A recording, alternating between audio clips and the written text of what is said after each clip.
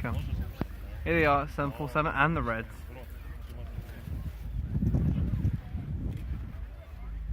And here they are, in from the right, the 747 and the Red Arrows.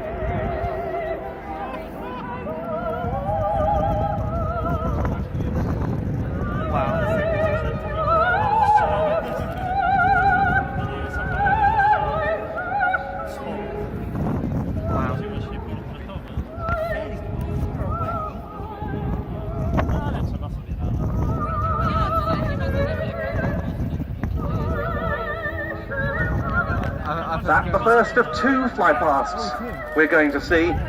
The pilot in command of the 747 is Captain Richard Allen Williams. He's BA's Chief Pilot Training and a training captain on the 747. With him on the flight deck as pilot